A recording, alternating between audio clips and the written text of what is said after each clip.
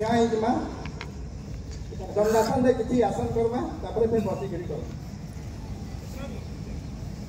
आइए हम सब मिलके अभी योगाभ्यास करते हैं, अपना भारतीय परंपरा को उज्जीवित करते हैं। हमर गोड़ को टिके खोला रखिबा, गोड़ को टिके खोला रखिकी वर्तमान आम ग्रीवा चालना करवा। चारोटी ग्रीवा चालना अच्छी। प्रथम ग्रीवा चालना आग को पछ को बेक नेबा, श्वास छाड़ी छाड़ी धीरे धीरे तो धीरे धीरे श्वास नहीं नहीं सीधा श्वास नहीं नहीं पछ को जीवा सीधा। अंडार हाथ रखु जार असुविधा होने हाथ सीधा कर रखी पारे। धीरे धीरे श्वास छाड़ी छाड़ी आग को श्वास नहीं नहीं सीधा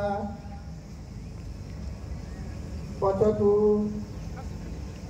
धीरे धीरे सीधा।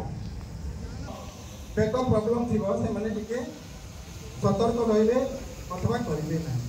सीधा डाण कड़ को श्वास नहीं छाड़ी छाड़ी बाम कड़ को सीधा। वर्तमान आम समांतराल भाव में करवा।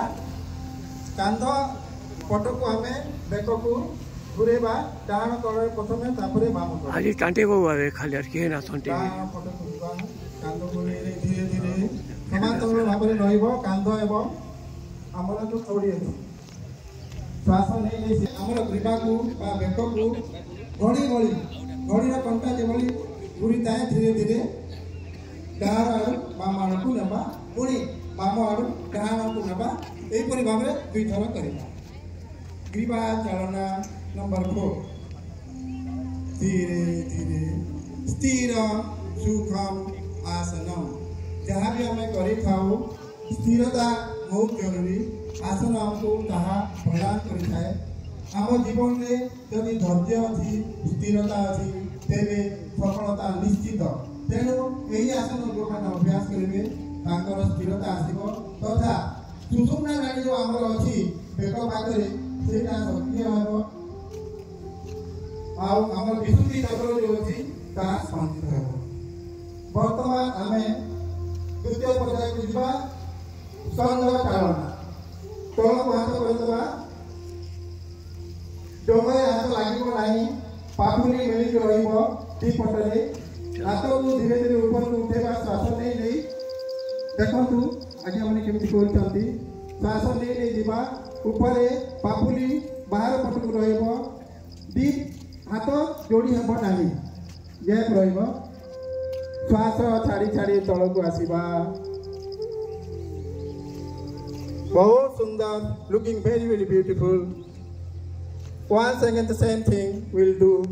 सही जिनस को आउ थे करवा। श्वास नहीं नहीं श्वास भरते हुए ऊपर को चलते हैं, श्वास को छोड़ते हुए धीरे धीरे धीरे नीचे आते हैं। कंधर विभिन्न समस्या थिले यह जब आम नियमित अभ्यास करवा तेरे ताहा दूर हो पार। वर्तमान आम कटी चालना करवा। स्कंध चालना आउ गोटे अंग करवा। आम 2 हाथ को कांधरे रखा, आंगुठी गुड़ी को कांधरे रखा एवं ऊपर तल को घूरेबा। कहुणी आग को लगे देखु। स्कंध चालना ऊपर तल को 2 थर एवं तलु ऊपर को 2 थर। ऊपर को गला बेले श्वास नेवा, तल को आसला बेले आम श्वास छाड़ा। प्रॉपर प्रोसेस रे जदि किसी करा जाउछि शीघ्र हमको सफलता करू करू। रिलैक्स हाथ दिटा को लंबे दबा 3 पट को तापरे तले रखिबा। वर्तमान आमे अंटा चालना करबा जहाँ को आमे संस्कृत रे कटी कहिता।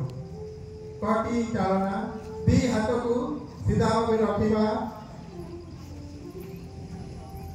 तापरे डाण कड़ को गोड़ टे खोली देले बहुत बढ़िया हो। टिके करबा बेसी ना। डाण कड़ को आमे श्वास सेटा भी योग को आजे। गोटे हाथ पछपटे गोटे हाथ कांधरे, पुणी राइट आड़ को जीवा, डाण आड़ को जीवा धीरे धीरे। एटा अंटार एक्सरसाइज।